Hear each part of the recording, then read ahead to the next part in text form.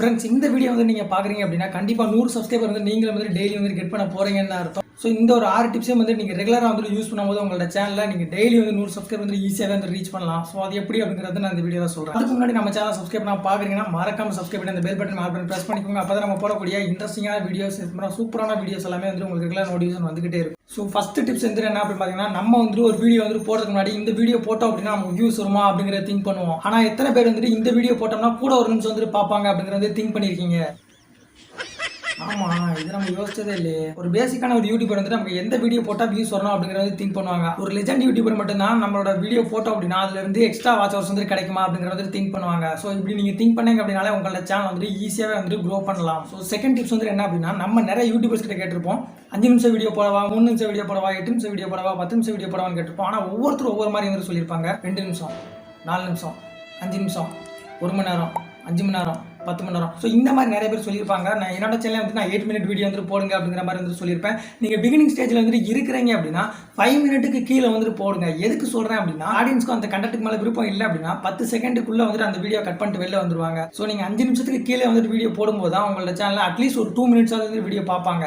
நீங்கள் வந்து 8 மினிட்ஸ் வந்து வீடியோ போட்டீங்க அப்படின்னா, ஸோ உங்களுக்கு கண்டென்ட் வந்து பிடிக்கல அப்படின்னா ஸ்டார்டிங்லேயே அந்த ஒரு 10 செகண்ட்லேருந்து வெளியில் வந்துருவாங்க. உங்களுக்கு பெரிய அளவில் வந்து ஒரு ஆடியன்ஸ் ரிட்டன்ஷன் பாதிக்கப்படும். ஸோ இப்படி இருக்கும்போது உங்களோட சேனலில் ஆடியன்ஸ் ரிட்டர்ன்ஸை கொண்டு வரது ரொம்ப கஷ்டம். உங்களோட சேனலை ரெக்கமெண்ட் பண்ண வைக்கிறது அதை விட ரொம்ப கஷ்டம்.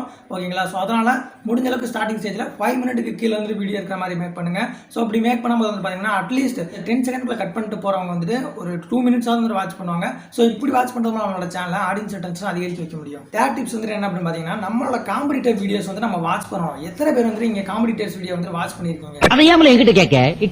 காம்படிட்டர்னா என்ன?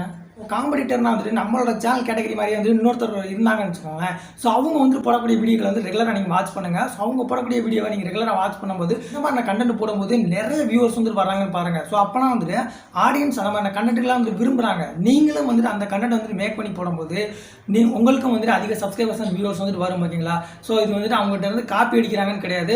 ஸோ ஐடியா வந்துட்டு காப்பி அடிக்கலாம். ஓகேங்களா? தப்பே கிடையாது. அப்படியே வந்துட்டு ஈயடிச்சாங்க அப்படி தான் பண்ணக்கூடாது. ஐடியாவை காப்பி பண்ணிக்கோங்க. ஆனால் உங்கள் ஸ்டைலில் வந்துட்டு நீங்கள் வீடியோ வந்து மேக் பண்ணுங்க. ஷேர் அவங்களோட சேனலை வேகமாக வரும். என்ன அது அருமையான தொழிலா இருக்கியா? இது தெரிஞ்சிருந்தா வந்தன்னைக்கு இந்த வேலையில சேர்ந்து காசு பணத்தை சம்பாரிச்சு ஊர்ல வீட கட்டியிருப்பலையா? தெரியாம போச்சு. ஸோ 4வது டிப்ஸ் வந்து என்ன அப்படின்னு பார்த்தீங்கன்னா, நீங்கள் வந்து ஒரு வீடியோ மேக் பண்ணும்போது ஃபஸ்ட்டு 10 செகண்ட் வந்து ரொம்பவே முக்கியம். ஸோ அந்த 10 செகண்ட் வந்து பார்க்கும்போது திருப்பி அந்த வீடியோ விட்டு போகிறதுக்கு மனசே வந்து வரக்கூடாது. ஓகேங்களா? ஸோ அப்படி வந்து உங்களை 10 செகண்ட் வந்து இருக்கணும். ஸோ ஆடியன்ஸ் வந்து இது எக்ஸ்பெக்டே பண்ணியிருக்கக்கூடாது. அந்த மாதிரியான ஒரு எக்ஸ்பெக்டேஷன் உள்ள ஒரு வேர்டுகளை வந்துட்டு அதிகமாக அந்த 10 செகண்டுக்குள்ளே யூஸ் பண்ணுங்க. ஸோ அப்படி யூஸ் பண்ணும்போது உங்களோட சேனலில் ஸோ ஸ்கிப் பண்ண மாட்டாங்க. உங்கள் வீடியோ அடுத்தடுத்து வந்துட்டு பார்ப்பாங்க. நீங்கள் நெக்ஸ்ட் ஒரு வீடியோ போட்டாலுமே அதையும் வந்துட்டு யூனிக்கான ஒரு வியூவர்ஸ் வந்து கிரியேட் ஆவாங்க.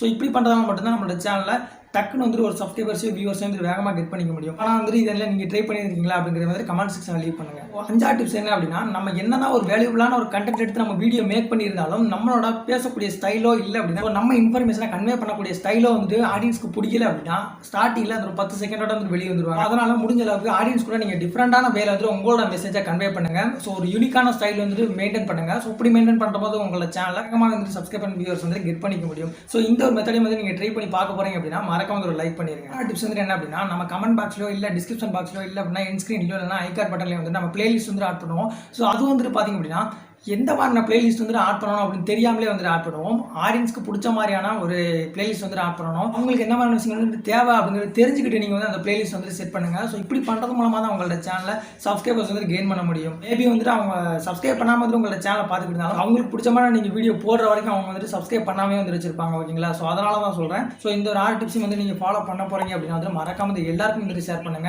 ஏன் அப்படின்னா மற்றவங்களும் வந்துட்டு தெரிஞ்சுக்கிட்டும். நம்ம சேனலை சப்ஸ்கிரைப் பண்ணால் பார்க்குறவங்களும் மறக்காம சப்ஸ்கிரைப் பண்ணிக்கோங்க. ஸோ அதுக்கப்புறமா நம்ம பிளேலிஸ்ட்டும் செக் பண்ணி பாருங்கள். அதில் நிறைய யூஸ்ஃபுல்லான வீடியோஸ் உங்களுக்காக இருக்குது. அதையும் போய் பார்த்து தெரிஞ்சுக்கோங்க. நெக்ஸ்ட் ஒரு வீடியோவில் பார்க்குறேன். தேங்க்யூ.